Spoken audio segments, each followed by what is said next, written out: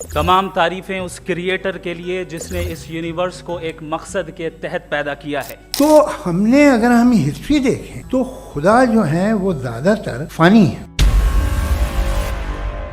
এই বিতর্ক ঘিরে যে আগ্রহ তৈরি হয়েছে তার পেছনে শুধু দুই ব্যক্তির পরিচয় নয়, লুকিয়ে আছে একটি বৃহত্তর সামাজিক বাস্তবতা। দিল্লির কনস্টিটিউশন ক্লাব আলো ঝলমলে কোনো টেলিভিশন স্টুডিও নয়, নেই দর্শককে উস্কে দেওয়ার মতো স্লোগান, বরং একাডেমিক শালীনতার মধ্যে বসে আছেন দুই ভিন্ন মেরুর দুই মানুষ।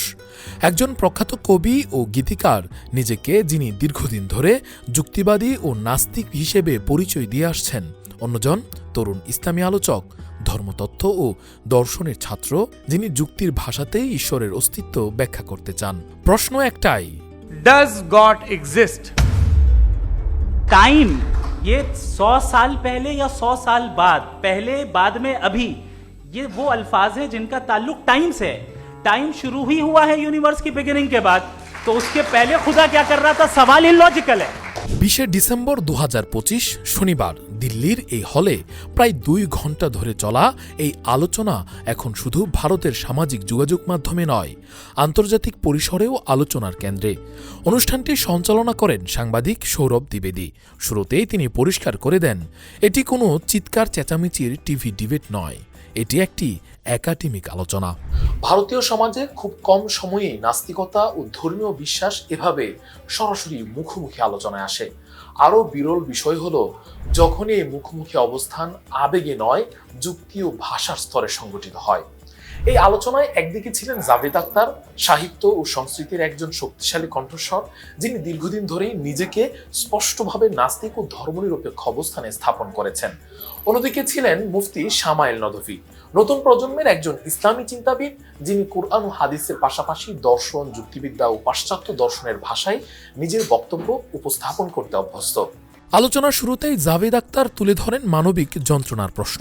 তিনি বলেন, যদি ঈশ্বর সর্বশক্তিমান ও সর্বত্র বিরাজমান হন, তাহলে পৃথিবীর এত কষ্ট কেন?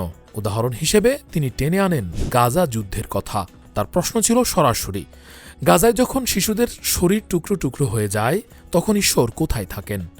এই প্রশ্নে শুধু ধর্মীয় বিশ্বাস নয়, নৈতিকতার ভিত্তিকেও তিনি চ্যালেঞ্জ করেন।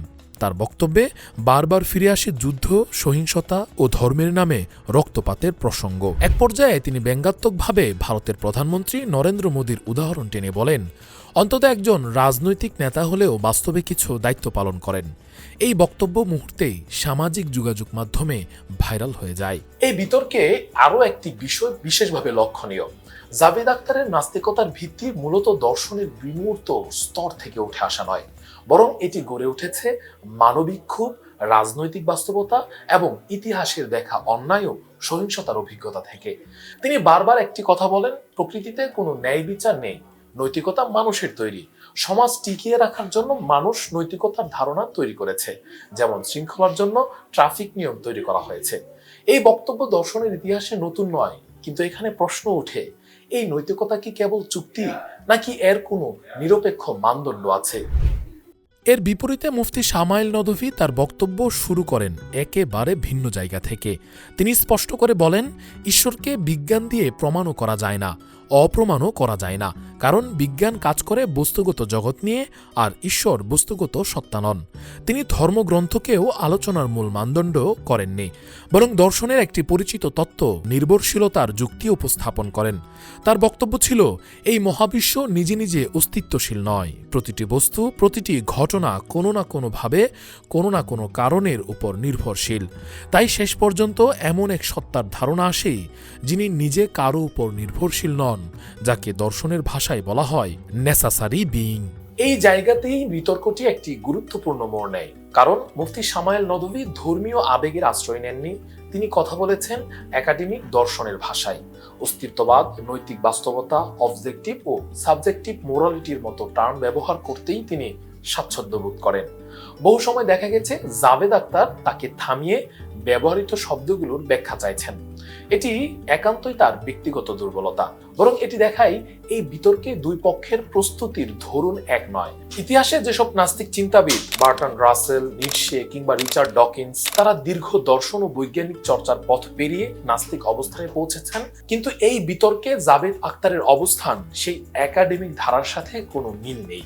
এই প্রশ্নটা অনেক দর্শকের মনেই তৈরি হয়েছে।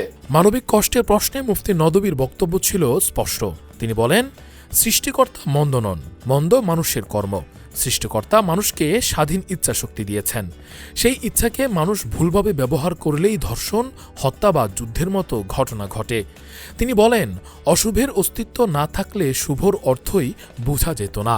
পরীক্ষা ছাড়া যেমন ফলাফল হয় না, তেমনি ভালো মন্দের অভিজ্ঞতা ছাড়া নৈতিক দায়বদ্ধতাও তৈরি হয় না। এক পর্যায়ে বিতর্কটি ঈশ্বরের অস্তিত্ব ছাড়িয়ে গিয়ে দাঁড়ায় আরো গভীর একটি প্রশ্নে, নৈতিকতার উৎস কোথায়? জাভেদ আখতার বলেন, নৈতিকতা সামাজিক যুক্তি। মুফতি নদভী পাল্টা প্রশ্ন তুলেন, যদি সংখ্যাগরিষ্ঠ মানুষ কোনো অন্যায়কে ন্যায্য ঘোষণা করে, তাহলে কি সেই অন্যায় ন্যায় হয়ে যায়? এই প্রশ্নটি ভারতীয় সমাজের জন্য বিশেষভাবে সংবেদনশীল, কারণ এখানে সংখ্যাগরিষ্ঠতার রাজনীতি ও নৈতিকতার সম্পর্ক বহুদিন ধরেই বিতর্কিত। ইতিহাস বারবার দেখিয়েছে, সংখ্যা সবসময় ন্যায়ের নিশ্চয়তা দেয় না। বিতর্কের শেষ অংশে এসে জাভেদ আখতার বলেন, তিনি সব জানতা নন। কোনো বিজ্ঞানী বা দার্শনিকই সব জানেন এমন দাবি করেন না তিনি। তার মতে নিজের অজ্ঞতাকে স্বীকার করাই বুদ্ধিভিত্তিক সততা। আর মুফতি নদভী এর জবাবে বলেন, অজ্ঞতা স্বীকার করা আর সৃষ্টিকর্তা অস্তিত্ব অস্বীকার করা এক জিনিস নয়। সৃষ্টিকর্তা নেই এটিও একটি দাবি, যার পক্ষে যুক্তি থাকতে হয়। মঞ্চে এই বিতর্ক শেষ হলেও আলোচনাটি থেমে যায়নি। সোশ্যাল মিডিয়ায় এটি এখন আন্তর্জাতিক পরিসরে আলোচিত। মধ্যপ্রাচ্যের বিভিন্ন গণমাধ্যমে মুফতি সামাইল নদভীর সাক্ষাৎকার প্রচার হয়েছে, বিভিন্ন ভাষায় এই বিতর্কের অংশ ডাবিং হয়ে ছড়িয়ে পড়ছে। ঠিক এই সময়ে নতুন একটি উদ্বেগ সামনে আসে। 4 জানুয়ারি গবেষক ডক্টর হাসান আল হুসাইনি সামাজিক যোগাযোগ মাধ্যমে একটি পোস্টে দাবি করেন, মুফতি সামাইল নদভীর বিরুদ্ধে গ্রেফতারের একটি প্রাথমিক প্রস্তুতি চলছে এবং তিনি তার জন্য দোয়া কামনা করেন। এ বিষয়ে এখনো পর্যন্ত ভারতীয় প্রশাসনের পক্ষ থেকে কোনো আনুষ্ঠানিক বক্তব্য নেই। কি অভিযোগ, কোন আইনি প্রক্রিয়া, সবই অস্পষ্ট। তবে ভারতের সাম্প্রতিক বাস্তবতায় এই শঙ্কাকে সম্পূর্ণ অমূলকও বলা যায় না। কারণ ইতিহাসে ফিরে তাকালে দেখা যায়, যুক্তিভিত্তিক ধর্মীয় বক্তাদের সঙ্গে ভারতীয় প্রশাসনের সম্পর্ক সবসময় স্বস্তিকর ছিল না। ডক্টর জাকির নায়েক তার একটি উদাহরণ। তার বক্তব্যের ধরন ও জনপ্রিয়তা একসময় তাকে আন্তর্জাতিক আলোচনার কেন্দ্রে এনেছিল, আবার একই সঙ্গে আইনি জটিলতার মুখেও ফেলেছিল। মুফতি সামাইল নদভীর ক্ষেত্রেও তেমন কোনো পথ তৈরি হচ্ছে কিনা এ প্রশ্ন এখন অনেকের মনে। এই বিতর্কে কে জয়ী কে পরাজিত সে প্রশ্নের সহজ উত্তর নেই, কিন্তু এতটুকু বলা যায়, এটি ছিল বিশ্বাস ও যুক্তির একটি বিরল মুখোমুখি অবস্থান। জাভেদ আখতার গডের ধারণাকে চ্যালেঞ্জ করেছেন মানবিক যন্ত্রণার প্রশ্ন তুলে, আর মুফতি সামাইল নদভী গডের ধারণাকে ব্যাখ্যা করার চেষ্টা করেছেন যুক্তি ও দর্শনের ভাষায়। এই বিতর্কের পর আমাদের সামনে শুধু একটি দার্শনিক প্রশ্ন নেই, Does God exist? ভারতের বহুল প্রচারিত অসাম্প্রদায়িকতা কি সত্যি মতের ভিন্নতাকে নিরাপদ আশ্রয় দিতে পারে? ডক্টর জাকির নায়েকের ঘটনা প্রবাহ খুব পুরনো নয়। একই সঙ্গে আন্তর্জাতিক পরিসরে পরিচিত একজন ইসলামী বক্তা হয় কি তার জন্য রাষ্ট্রের ভেতর নিরাপদ থাকা কঠিন করে তুলেছিল? এই প্রশ্ন আজও অমীমাংসিত। ঠিক সেই প্রেক্ষাপটে মুফতি সামাইল নদভীর নাম যখন গ্রেফতারের আশঙ্কার সঙ্গে উচ্চারিত হয়, তখন উদ্বেগ তৈরি হওয়াটাই স্বাভাবিক। এখনো পর্যন্ত তার বিরুদ্ধে কোনো স্পষ্ট অভিযোগ বা সরকারি ব্যাখ্যা সামনে আসেনি। তিনি কোনো উস্কানিমূলক বক্তব্য দেননি, ধর্মীয় আবেগে নয়, বরং তিনি কথা বলেছেন দর্শন ও যুক্তির ভাষায়। তবু যদি একজন মুসলিম স্কলার হওয়ার কারণে তাকে নিরাপত্তাহীনতার মুখে পড়তে হয়, তাহলে সেটি শুধু একজন ব্যক্তির সংকট নয়, তা ভারতীয় বুদ্ধিবৃত্তিক পরিসরের সংকট। আজ প্রশ্নটা তাই গডের অস্তিত্ব সীমাবদ্ধ নেই। প্রশ্নটা হলো, ভিন্ন মত, ভিন্ন বিশ্বাস ও ভিন্ন পরিচয়ের মানুষের জন্য ভারত কতটা নিরাপদ চিন্তার পরিসর নিশ্চিত করতে পারছে। একজন চিন্তাবিদকে তার চিন্তার জন্য দেশ ছাড়তে বাধ্য করা হলে সেই ক্ষতি কোনো একক সম্প্রদায়ের নয়, তা পুরো সমাজেরই ক্ষতি।